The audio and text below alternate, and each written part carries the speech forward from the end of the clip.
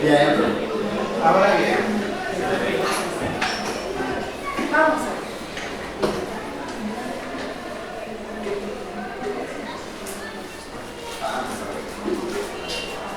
Esta clase ya se encuentra en la plataforma, no sé si la vieron. Dice semana 1, clase 2. ¿Ya? Y hoy vamos a pasar esta cosa que es sobre la fila.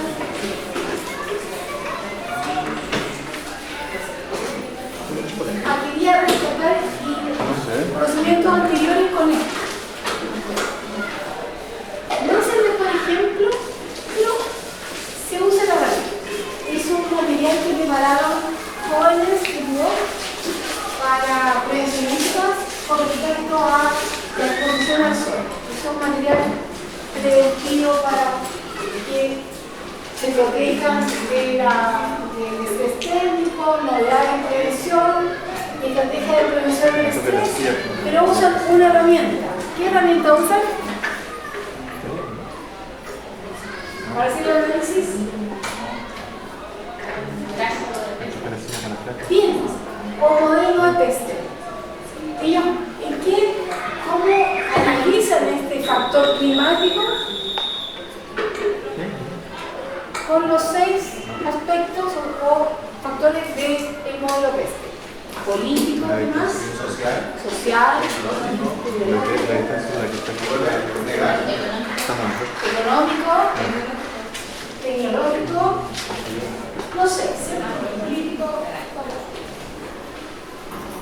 Ahora, este último modelo nos permite para ver el microentorno como el macroentorno. Nosotros la semana pasada, el lunes lo vimos para el macro y el microentorno de la empresa. Vimos el macro. Para el macroentorno, ¿cierto?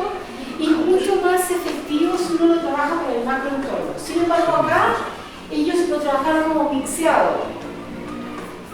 Dice ahí, ecológico, cambio climático.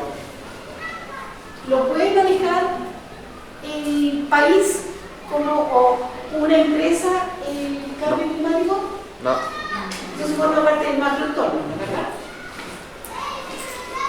Regulaciones laborales.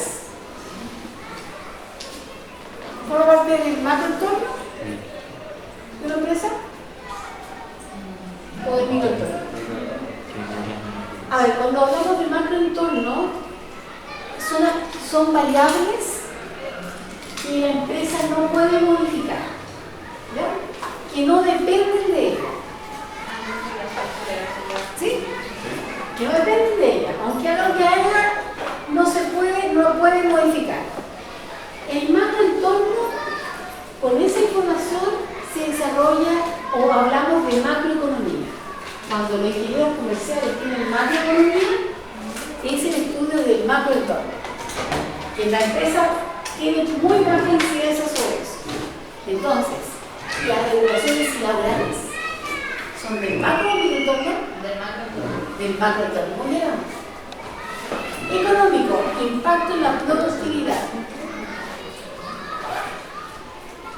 Están diciendo que el exceso de calor o la radiación, la exposición, tiene un efecto sobre la productividad de una empresa. ¿Ah? Sigue siendo macro.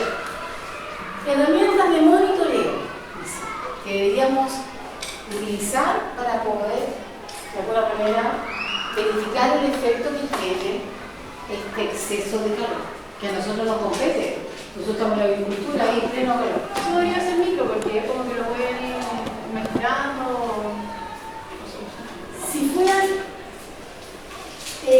fueran, por ejemplo, regulaciones nacionales o internacionales para el monitoreo ahí ya depende del macroentorno, pero forma parte del microentorno, cómo la empresa monitorea el efecto que tiene la radiación. Legal, cumplimiento normativo, en el macro y microentorno. Micro. Normativo. Ah, dijo cumplimiento. Cumplimiento normativo, que tiene que cumplir, ¿cierto? Porque hay una normativa nacional o internacional respecto a eso. ¿Ya?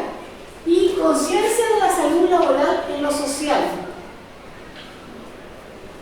Conciencia de la salud laboral. que usa la palabra conciencia. Sí. Es como Esa consulta. Eso ya Pero es micro. laboral, pues la verdad. entonces no debe ser como micro. Si es conciencia, ya es. Forma más el microentorno, porque cómo tú haces que la gente tenga conciencia del impacto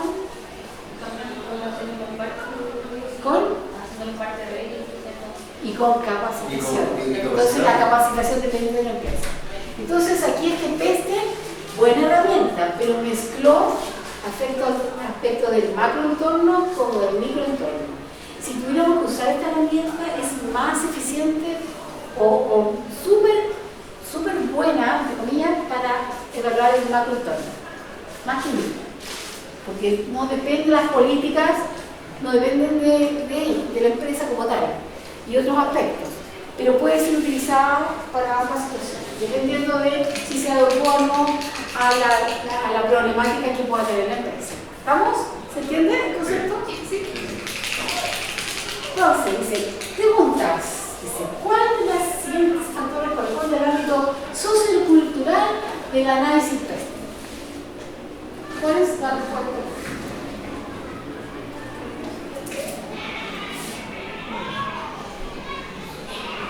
¿Quién me da una letra? ¿Cuál sería la respuesta correcta? ¿El D? Factores del ámbito sociocultural. A ver, pues. ¿La B de bonito? Sí. Vamos a la B. 2. En el análisis PESTE, ¿qué tipo de factores se evalúan bajo la categoría tecnología? D. A ver, dice D de Daniel. ¿Qué factor del análisis PESTE podría influir en la decisión de la empresa de mudarse a un país debido a menores impuestos corporativos? ¿Ah? B. ¿B? A, ¿Quién define los impuestos en un país? la política. Eduardo dice O sea, la- bueno, la parte legal o política ahí está medio confusa. ¿Qué dijo Trump hoy día en el diario? No sé qué dijo, Decía pero. que España nos sanciones. está involucrando en la guerra de Irán. Ah, Entonces, Sanciones. quizás iba a cerrar la entrada de su producto a Estados Unidos. político entonces. ¿Eso qué es? Político. Político, ¿cierto? Dijo Trump que iba a aumentar los aranceles a los productos mexicanos, a nosotros también nos tuvo ahí, ¿recuerdas? De salmón y otros productos. ¿Qué son medidas? Político. Entonces, la respuesta es La A. La. dice la A. ¿Qué aspecto del análisis aborda el impacto de las políticas ambientales y las regulaciones sobre la industria? ¿Sí? Ah, ahí la respuesta. Ahí está la respuesta. ¿Estamos o no? ¿Se entendió? ¿Súper bien? Tiene que lo más difícil es la parte de la política, regulaciones, Sí. impuestos. Siempre impuestos, fíjense que son un aspecto político que se tiene que evaluar. Entonces, PESTE me permite mejor analizar el macro o el microentorno de una empresa. De una empresa. El macro o el microentorno. Mayormente. Macro. Bien, hoy día vamos a ver el microentorno de una empresa. Objetivo es que ustedes analicen el microentorno que afecta directamente la capacidad de operación o de gestión de una empresa para mejorar la competitividad en el mercado.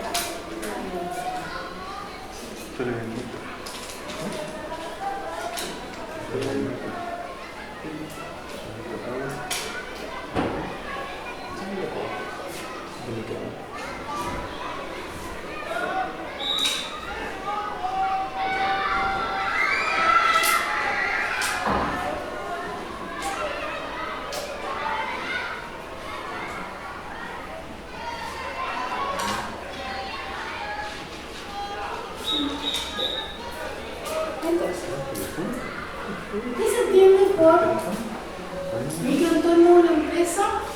A todos los factores cercanos a la empresa, o que rodean a la empresa directamente y que afectan su capacidad de gestión, ¿ya?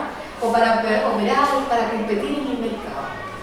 Y se refiere a un estudio de todos esos factores cercanos que de alguna manera inciden en toda la acción que pueda tener esa empresa agrícola, en este caso nuestra. Agroindustria, producción vitivinícola, un huerto, etc. ¿Cuáles son estos factores? Son 5. Y ustedes lo tienen súper bien. ¿Cuáles serían? ¿Quiénes podrían incidir en la empresa directamente? ¿Qué factores, Sebastián? A la empresa directamente. Recursos humanos. Social, ¿Ah? económico, ¿Cómo? económico, ¿Pero quiénes? ¿Quién? Los trabajadores, trabajador. los recursos humanos. Pero vamos viendo a la empresa en un entorno. Voy a poner una empresa exportadora. Ejemplo, Dow, que es una empresa transnacional que exporta e importa fruta, que tiene varios proveedores, que envía afuera y tiene varios clientes. ¿Ustedes creen que los proveedores, por ejemplo, de cajas, de fruta, pueden afectar su gestión? Sí. ¿Ah? Catherine tiene una empresa. ¿Cuáles son sus proveedores? Tiene varios proveedores. ¿Y si el proveedor falla? ¿No le entrega en el momento? ¿Ustedes creen que los proveedores forman parte de este microentorno? Sí. Ahí está la pista. ¿Qué más puede afectar o cuáles son los otros elementos del microentorno? Proveedores. Los clientes se cumplen. Como proveedor, si falla, tú dices, podría ser como proveedor. Eres un proveedor de transporte. El personal, ¿no? Ahí está. Son 5 puntos que pueden, o factores que pueden afectar. Los proveedores, la competencia, los clientes, los intermediarios y distribuidores, que forman parte de una cadena productiva, y el público. El público en términos de comunidad, medios de comunicación y organizaciones gubernamentales. ¿Estamos? 5 factores que inciden en tu microentorno. ¿Estamos? ¿El cliente puede afectar a una empresa? Puede ser que el cliente se ponga tan exigente que ya no quiere esa variedad de plaza de mercado. O puede ser que el cliente tiene un volumen mayor que lo que yo puedo proveer, me desplaza de mercado. ¿Y los intermediarios? Súper importante, un intermediario que no me compre el producto, que compre volumen y no quiera comprar mi producto, ¿cómo busco un nuevo proveedor? Entonces tengo que hacer todo una gestión, un cambio en mi estructura para poder buscar nuevas alternativas. Raúl, pregunta.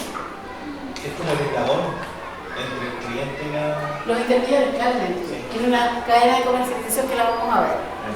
¿Ya?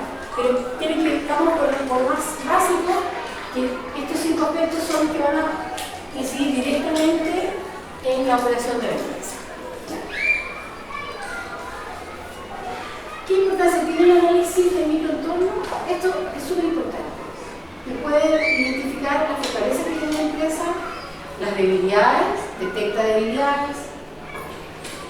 Me permite optimizar la toma de decisiones, búsqueda de nuevos proveedores, buscar nuevos servicios, y puede mejorar el posicionamiento de la empresa en el mercado, aumentar la competitividad dentro del mercado. Entonces, estos análisis que nosotros vamos a hacer de forma muy simple ahora, es lo que lo realizan los ingenieros comerciales en las empresas o los ingenieros industriales, porque utilizan estas herramientas para buscar nuevas mejoras, aumentar la rentabilidad del negocio. Esto siempre se hace, ¿eh? Son análisis que uno debería hacer dentro de mi propia, por ejemplo, pyme, tu propia empresa, estos tienen que sí o sí hacer. ¿Ya? ¿Vamos? Tienen que útil, ¿no? Siempre y cuando uno ejerce una acción después de, Sí. porque Sí, tú tienes que, lo que dijimos en un momento, tú tienes que detectar necesidades, tienes que implementar un plan, aplicarlo, evaluar, controlarlo y evaluarlo. Porque puede ser que las medidas que tomes en este momento no te sirvan a largo plazo. Entonces, todos estos análisis que se realizan tienen un plan de trabajo, donde actúan todas las entidades de la empresa, porque tú te defines metas. Todos los años en la empresa se definen ciertas metas. Y este análisis tiene que ir en pos de esa meta. es como un Scrum. Puede ser, sí. ¿Sí? Que recién estábamos viendo en la misma anterior. ¿Ya? Nos explicaron del Scrum que era más o menos un proceso así de corto plazo, rápido. Voy a poner el caso de Camposol. Camposol, y lo van a leer. Camposol es una empresa peruana muy grande. A mí me interesa, es muy bueno el ejemplo peruano, ¿no? Los peruanos, porque eso es importante, porque ellos separan muy bien la economía de la política. ¿A cuántos presidentes lo han eliminado o echado? Yes. Y la economía sigue creciendo. Y eso no se da en todos los países latinoamericanos mayormente. No, Están muy unidas las políticas públicas con la economía. Y en ese caso no es así. Por eso su crecimiento ha sido exponencial. Por eso hoy día son los primeros productores de espárragos, de palta, de arándanos, que es el tema que vamos a ver, y así sucesivamente. Entonces, ellos, Camposol como empresa, partió con una unidad de negocio distinta a la que hoy día tienen. Y por estos análisis que han hecho, los CEO, han provocado un vuelco en su negocio comercial. Es un buen ejemplo de estudio, asociado al tema de macro y microempresa. Entonces, hay diferentes herramientas en que uno puede evaluar ese microentorno. Por ejemplo, Anjul te dice ahí cuáles serían las herramientas para evaluar ese microentorno. 5 fuerzas de corte que vamos a ver hoy día. Análisis de la cadena de valor. Ya que vamos a ver más adelante. Matriz toda. ¿La conocen, cierto? Sí. Que es análisis de la competencia. Análisis de clientes y segmentación de mercado. Esas 5 herramientas se utilizan para ese análisis de los factores que afectan directamente a la empresa. En el caso del matriz FODA, son factores internos y externos. Ustedes ya lo han hecho, lo utilizamos, parece que con la Melissa. ¿Hicieron un estudio alguna vez? No, ¿No? ¿En qué asignatura han utilizado el FODA? lo estábamos viendo ahora, creo. ¿La memoria? ¿En qué? Bien, bien. ¿Uno se puede hacer un propio FODA? Bien, como profesional no debería hacerse un FODA. ¿Cuáles son mis fortalezas, mis debilidades, qué me amenaza y qué oportunidades tengo? ¿Sí? Bueno, esto es lo básico que utiliza la empresa, lo vamos a utilizar en la prueba. Van a hacer un análisis FODA de una situación y en base a eso vamos a ver las oportunidades de mejora. Pero vamos a ver hoy día las 5 fuerzas de corte que se les permite evaluar la competitividad y la rentabilidad de un mercado o una industria. ¿Qué mide o qué busca o qué analiza Porter? 5 aspectos. Las amenazas a los competidores, es decir, la competencia, el poder de negociación de los proveedores, el poder de negociación de los compradores, las amenazas de los productos sustitutos. ¿Qué es un producto sustituto? No. El que reemplaza al que yo estoy produciendo. Muy bien. Y la rivalidad entre competidores existentes. Ese orden dijo, bueno, ¿cómo analizamos en una empresa respecto al mercado? Y a él se le ocurrió que estos eran los 5 aspectos que se deberían evaluar. Hoy día hay otras herramientas que complementan lo que dice Porter, pero siempre lo va a ver en economía, la fuerza de Porter. ¿Sí? Entonces, ¿amenaza que tienes? competidores. Vamos a ver a los proveedores, a los compradores, si hay productos sustitutos al producto que genera la empresa y la realidad entre los productores de los competidores existentes. Entonces vamos a hacer la actividad. ¿Sí? Análisis de macroentorno de la empresa con las 5 fuerzas de voto. Van a ver ese link, que es, creo que vayan al material. Aquí es importante que esta asignatura, que se han dado cuenta y hay que hacer. ¿De qué trata el texto?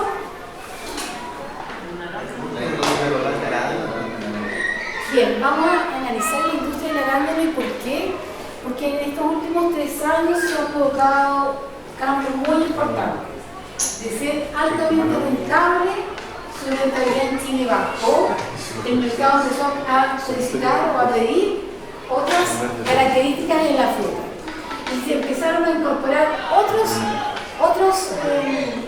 países con producciones que están amenazando nuestra producción nacional. ¿Estamos?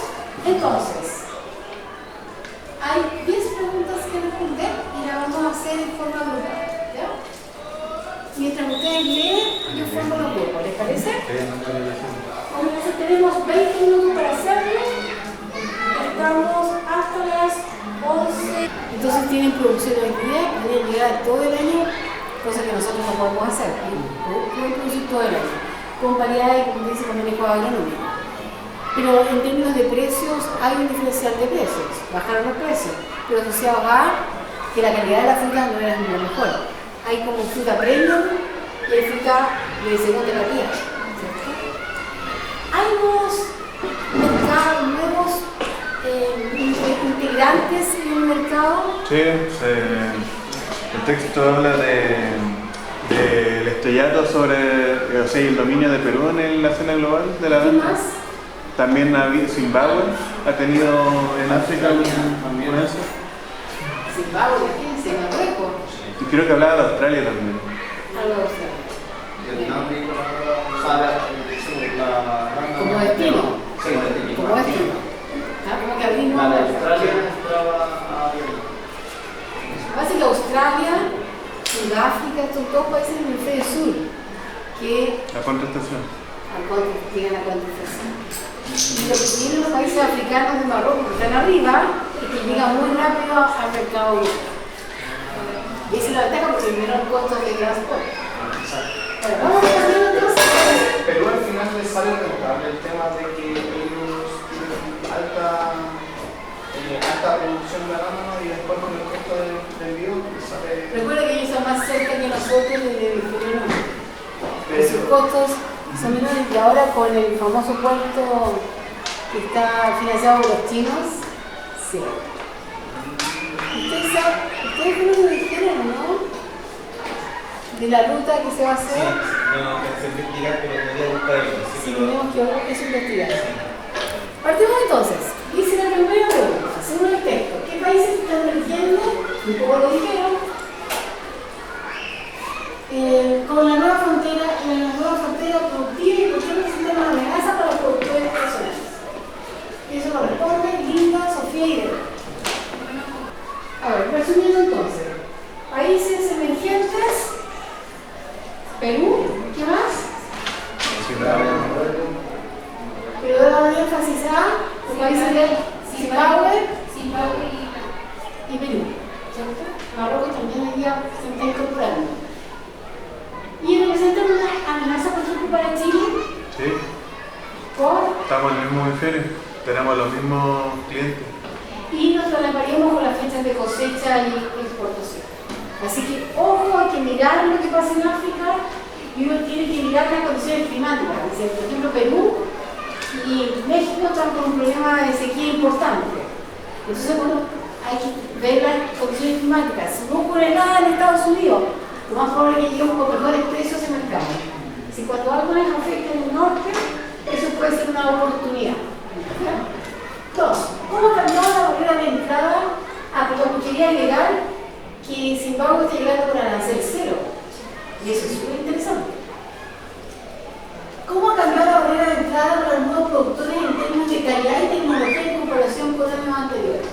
responden ambas rondas del sistema Wendel. Entonces, ¿las barreras de entrada han aumentado o disminuido? En términos de calidad, ¿cierto? En términos de tecnología. Así el mercado quiere fruta más premium, ¿cierto?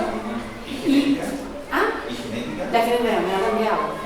Eso ha llevado a que haya mayor investigación genética para generar un producto que cubra esa necesidad. Pero ahí viene un poco de la otra respuesta que tenemos con mi compañero que pasa con el tema de las patentes. Vamos con el número 3, dice, el artículo menciona la renovación varietal y la automatización y de qué manera las empresas que poseen las patentes de las nuevas variedades genéticas tienen poder sobre el agricultor. Tienen poder sobre el agricultor. Sí. ¿Por qué? Bueno, nosotros creemos que tienen poder sobre el agricultor y las empresas de esta patente, ya que menciona el texto que el 2025 estuvo marcado por, ya no querían volumen, sino que querían un producto consistente de calidad. Entonces un productor es necesario que tenga estas nuevas variedades para producir justamente ese producto que los pueda acercar a mercados de mejores precios. Entonces, ¿ustedes creen que el mercado está exigiendo un recambio varietal? Sí, de todas maneras, porque ya no era suficiente, tenían fruta de muy mala calidad, ácida, Claro, que se pudría muy rápido, entonces no podían entrar ya a los mercados más altos. Ahora nosotros tenemos aquí Argentina produce arándanos con empresas que partieron chilenas, buscaron esos nichos allá. Tenemos Perú que está tan cerca, así la competencia nuestra es inmediata, es directa. Si no tenemos otro, el productor no tiene hoy día otra opción más que Satisfacer la necesidad del cliente. tú tienes que producir. ¿Para qué? Tienes que producir algo que se venda. Si la variedad no se vende, estás obligado a hacer ese recambio. Bien. Eso también hablaba un poco, o sea, la pregunta 3, hablaba también sobre la automatización, entonces cómo se asimilan las dos partes con la renovación varietal que está pidiendo el mercado y aparte también cómo uno mete las nuevas tecnologías dentro de eso para que se complementen con una siguiente proceso. Entonces dice que están implementando nuevas tecnologías, por ejemplo en el campo, en 2025 se hizo una cosecha automatizada con robots y después en packing se metió inteligencia artificial para ir viendo los tipos de mesa que tiene el arándano y cómo eso va a ir cumpliendo los requerimientos del mercado internacional que está tan exigente ahora.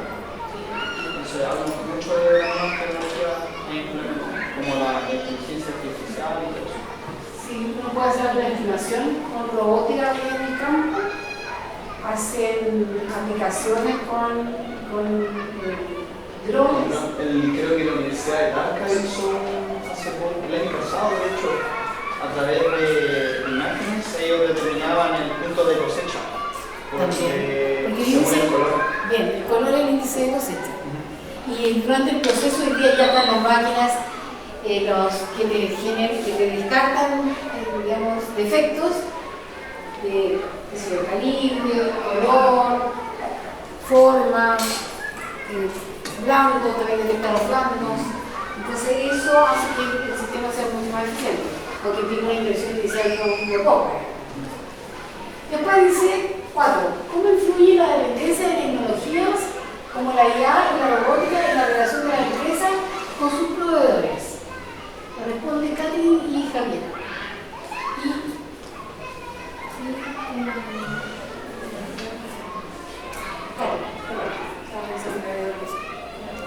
Bueno, genera dependencia porque obviamente la empresa al contratar tecnología como IA o robótica van a necesitar después de mantenimiento, si llega a caer el sistema, se genera como una autodependencia y genera una dependencia, más dependencia o sea, que lo tienes que considerar dentro de tus costos, digamos, de producción del kilo de agua. es más costoso, pero si quieres como exportación mundial, ahí sí es más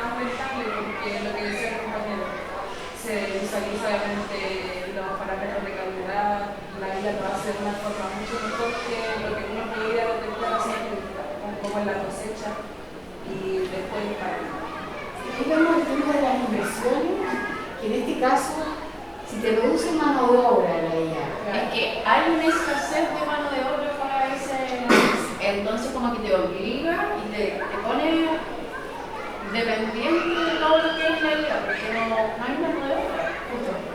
Entonces para que sea más eficiente, sea rápido, sea de mejor calidad, tenés la dependencia de... ese es el camino ideal, ¿no? Ya no hay vuelta atrás. Claro, pero se toma el riesgo de depender realmente de los proveedores tecnológicos. Así es. Entonces casi. Después, número 4, 5 dice: ¿qué significa que la arándano haya pasado a ser un superalimento de nicho a un commodity global en términos de las exigencias del consumidor?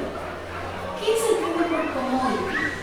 Algo que es de una como, o sea, un artículo que no es necesario, como unas papas fritas, que son de confort. Un consumo mundial. Sí, no es un consumo. La noción de commodity en el celular, ¿qué es commodity? ¿Cómo se ¿La dice? fruta será un commodity? Había una palabra en ¿Qué español. es commodity? Yo vamos a de ver aquí comodidad. adelante. Sí. De comodidad. Es como un cigarro. Busquen commodity. Son cosas como el cigarro del alcohol. Son productos, se me olvidó el nombre. No, es como Bienes básicos, tangibles, homogéneos. Bienes básicos, tangibles, de consumo masivo y homogéneos, que no tienen diferenciación. Sin importar que lo produzcan. ¿Cómo? Entonces, intercambiables entre sí sin importar quién lo produzca. Utilizados como insumos industriales o Pero es porque es un superalimento. No, es independiente. Commodity es aquel producto que no tiene diferenciación, generalmente de consumo masivo, pero que de un productor a otro, por ejemplo, tú no lo puedes identificar. No hay diferencia. Las frutas, cuando uno exporta las frutas, son commodity. Porque tú diferencias este producto. No hay igual. la calidad En similar. cambio, los productos industriales ya no son commodity. No tienen diferencia. Por ejemplo, la industria. Ahí ya no se habla de commodity. Son uniformes, homogéneos, sin diferencias. Y mayormente de consumo masivo. Pero en este caso era un superalimento y ahora dice que es un commodity global. ¿Qué significa eso? ¿Será bueno o no? Bueno, ¿Por qué bueno? porque, bueno, ¿quién tiene que responder a esa pregunta? No, pero usted dice que es bueno. Ayer la respondo. Bueno, lo que pasa es que el arándano pasó a ser un alimento de nicho, algo publicitado, algo así como hoy en día hablamos del maqui, y pasó a ser algo... Como el plátano. Sí, ahora. pasó a ser algo que todo el mundo quiere, un snack de consumo masivo. Entonces las exigencias del consumidor cambiaron porque ahora busca el arándano y ¿qué es lo que busca? Quiero comerme algo rico, que sea bonito, y busca quiere pasar un buen momento, así como quien se come una papa frita. Entonces busca un arándano que sea bonito, guatón, dulce. Y con eso pasó a ser un artículo que es, o sea, pasó a ser cotidiano en la vida de muchas personas. Entonces ya con eso la exigencia aumentó, la demanda aumentó. Y Eso es lo que quisiéramos en todos los productos nuevos. Sí. Todas las variedades o especies que llegan, siempre son de nicho. Por ejemplo, el higo es de nicho, no Sí. lo comen. Ojalá se masificara, Ojalá. llegáramos a un commodity. Con alguna diferenciación ideal, pero es un consumo hoy día masivo. Es de consumo masivo. Ahí le decía a Roland que hay una fruta que es el Golden Berry. Ay, sí. Sí, que yo creo que el arándano también empezó así como, no, que es una fruta antioxidante y es lo que está buscando ahora como... Ojalá que el Golden. Mira, yo la última reunión de Chile con importadores y con exportadores, eso era unos 10 años y todavía el Golden Berry sigue siendo no podido reclutar en Chile. No Es que quería. tiene una forma muy llamativa. El tema de que venga con una rica, es más llamativo quizás para el consumidor. No sé, yo creo que en Chile no se va a masificar fondo hay nichos interesantes, pero no va a pasar. No creo que pase o llegue a ser lo de arándanos considerando que se hizo la publicidad de los antioxidantes, que ayudaban a que los polifenoles eran súper efectivos para la salud. O quizás falta que se esté más cercano, mercados más cercanos, porque son como mercados muy exclusivos a lo mejor. Sí, siempre ha sido el nicho del grupo de hoy. Puede ser que el texto número 6. ¿Cómo que ahora? ¿Cierto que tenemos 12 días?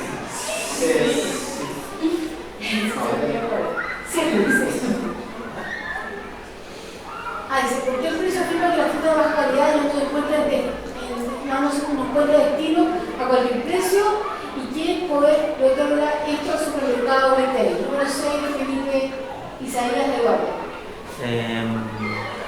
Estamos pensando que porque la industria en el 2025 le dio más énfasis como a la calidad del producto, que fuera más consistente la calidad en vez del volumen, que es como muchas cantidades de arándanos. Entonces, al hacer esto igual, provocó que esas variedades como antiguas que fueron quedando como, no sé, que eran de menor calidad y todo eso, quedaran para un consumo más disponible para el consumidor común, porque se usaban para congelados o procesados, mientras que las variedades nuevas se usaban como premium, por así decir, quedaban para un consumo más fresco, como algo más como de mayor calidad. Así definitivamente hay una relación precio-calidad.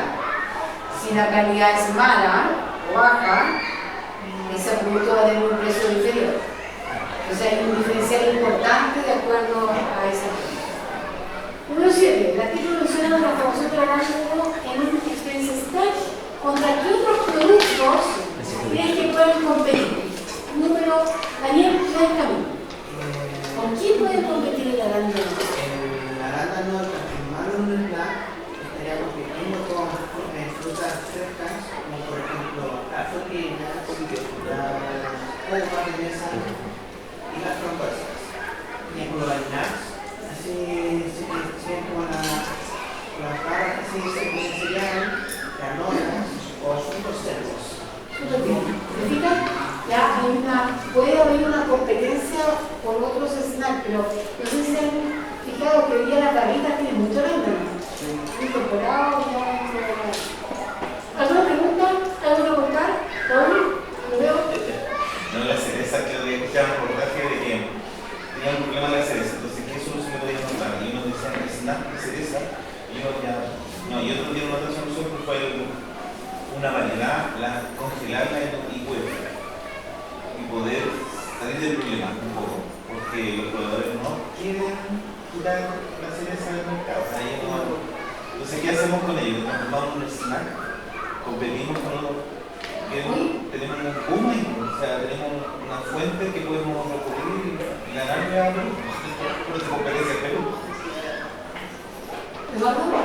El otro día en el metro yo vi un comercial, no me acuerdo si era de la Concha y Toro, que hablaba de un vino de cereza. Sí, con cerveza, en vinos, un espumante podría ser interesante.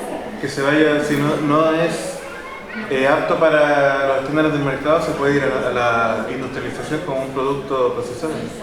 Sí, la industria puede ser un producto de procesado. Claramente una marca como chilena también. O sea, porque Chile está bien posicionado fuera por el tema de los vinos y aparte de la cereza, quizá ya como un producto. Yo recuerdo hace mucho tiempo cuando estaba en Bélgica, en Bruselas, nos dieron a probar una cerveza de cereza, muy rica, con el color intenso de la cereza, que aquí no se produce. Así ya saben, el proyecto. Vamos con la siguiente para terminar.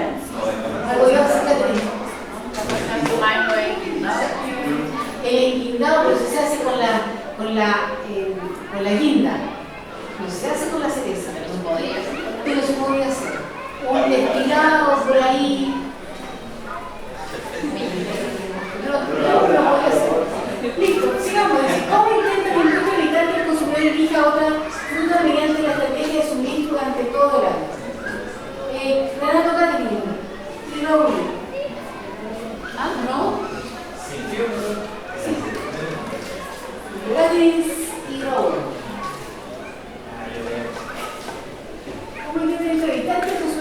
otra fruta mediante la estrategia.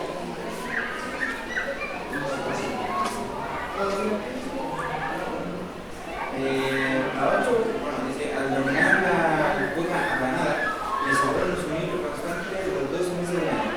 El núcleo evita que produzcan un precipicio de oferta. Si el consumidor siempre encuentra arándanos de alta calidad en el supermercado, mantiene su hábito de compra ininterrumpido y no tiene la necesidad de buscar una fruta o productos sustitutos cuando cambian las estaciones. Sí, lo que ven ustedes que mantener un producto todo el año hace que la cliente consuma. Ese término de curva aplanada se refiere a que cuando está el pic de la producción, entonces la curva está arriba, ¿cierto? Claro. Y lo que se necesita hacer es bajar esa curva y que todo eso se esparza durante el año. Esa es cuando habla de la curva. Claro. Generalmente. Pero ahí entraría también como el tema de conservación. Para que los precios sean constantes. Lo que pasa es que las curvas de producción generalmente son así. Esto es inicio de temporada, final y fin de la temporada. Son variedades o menor por cambiar por superficie, menor número de hectáreas de variedades tempranas, mucho de media estación y muy poca tardías. ¿Qué está haciendo Perú? Que esta curva se aplane, es decir, tener producción de variedades diferentes todo el año. Y eso claramente va a afectar la forma en que digamos, la oferta va a tener una oferta estable y eso debería provocar un comportamiento de una demanda estable también, y un precio también estandarizado. Eso es lo que pretende. ¿Pero eso es bueno para el productor final o es malo? A ver, ¿Cómo lo tomamos? tú como cliente final, ¿te interesa tener el producto todo el año? Sí, obvio. Para el cliente eso genera que tú lo vas a demandar todo el año. En términos, el precio va a ser estandarizado si es que la superficie plantada y la cantidad ofertada sea la misma. Eso es lo que quieren, que la oferta sea constante. Si la curva es distinta, es como una campana, la oferta es diferente. La oferta es diferente, hay menor oferta y la curva se cambia en términos de precio. La curva va a ser así. Es como lo que pasó Y ahí, con las frutillas. Creo que el año pasado había frutilla todo el año. Sí, eso es ideal. Y las bandejas estaban a 8. Pero la calidad del producto organoléptico era bueno. Sí. No había diferencia en tomate. El El tomate todo, ahora hay tomate todo el año. Pero el tomate tiene un sabor insípido. Pero trataron de hacer eso, de aplanar la curva para diferenciar el tomate, pero nosotros como consumidores finales optamos a que no compramos tomate por precio y por calidad, pero el arándano fue diferente, porque el arándano es parecido en su calidad. Eso hace cambio. El año pasado, no sé qué pasó, pero las frutillas se dispararon, o sea, no se dispararon. Pero bajaron mucho. Sí, yo compré 500 pesos el kilo de frutillas en la feria. Cuando estábamos haciendo la preparación para el profe Pancho, para la feria. Ah, sí. Ahí yo compré como 7, 8 kilos de frutillas y los tenían por caja y dije, ¿dónde sale tanta frutilla? Condición climática favoreció. Sí. Y por último, Matías va a responder qué significa la premiumización y la segmentación del mercado. La premiumización consiste en ofrecer arándanos de mayor calidad, mejor sabor, tamaño y presentación, orientado a consumidores que están dispuestos a pagar más. Esto permite a las empresas exportadoras diferenciar sus competidores, posicionando su producto como superior y evitando competir solo por los precios. Perfecto. ¿Y segmentación?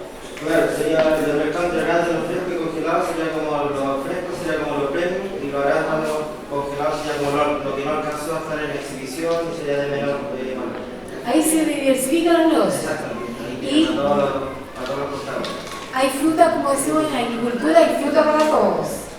De primera, de segunda, así también los compradores son diferentes. Vamos, ¿se fijan cómo se analizó la situación del microentorno? Entonces, esta es la pregunta, si ustedes fueran, y vamos a terminar con esto, si ustedes fueran y dentro de una empresa agrícola que produce variedades antiguas. Y depende únicamente del mercado americano, Estados Unidos. ¿Cuáles serían las decisiones urgentes a corto plazo que tomarían basándose en el análisis de las 5 fuerzas de corte? Dígame 3 aspectos que una empresa chilena debería mejorar para cumplir con las demandas del mercado americano. ¿Y la 5 que dijo al final? No la entendí. Con las 5 fuerzas de corte. Vimos que análisis de los proveedores, ¿cierto? Me voy a dejar. Hay que comenzar un recambio de Ahí variedad. está. Vieron las amenazas de los nuevos competidores, ¿sí o no? Sí. Poder de negociación de los proveedores. Vieron la negociación de los compradores. De alguna manera, la amenaza de los productos sustitutos y la realidad entre competidores. Tenemos Marruecos, tenemos África, tenemos Perú, etc. ¿Qué medidas tomarían a corto plazo dentro de un plan de desarrollo de una empresa para cumplir con la demanda del mercado americano? Comenzar a cambiar la variedad de manera gradual. Un recambio de variedad. Tener las nuevas certificaciones que está pidiendo el mercado estadounidense también, para hacer ingresos de la ¿Tú dices? como ver las nuevas certificaciones que está pidiendo el mercado estadounidense para poder Con el recambio ambiental estás cumpliendo. Ah. Lo de marca libre, tamaño, sabor. Sí, diversificar el mercado. No depender solamente de su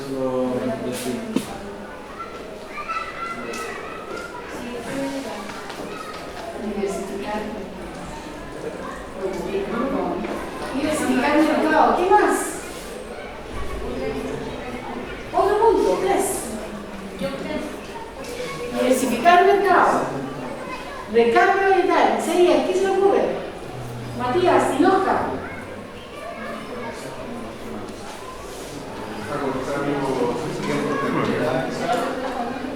Como, no sé, llegar. investigación de nuevas rutas también. Cuando hablaban del poder de negociación de los proveedores, ¿cuáles eran los proveedores? Karin, ¿cuáles son los proveedores importantes aquí? ¿Qué tiene que entregar?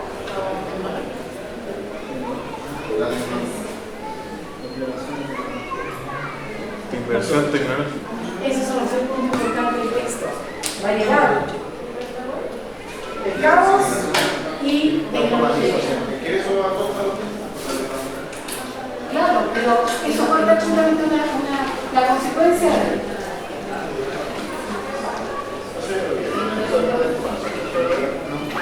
Bien, les voy a dar, hay una tarea de autoinstrucción que lo vamos a agradecer igual.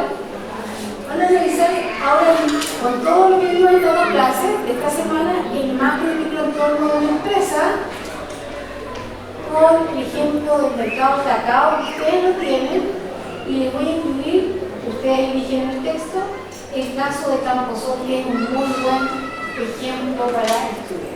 ¿Ya?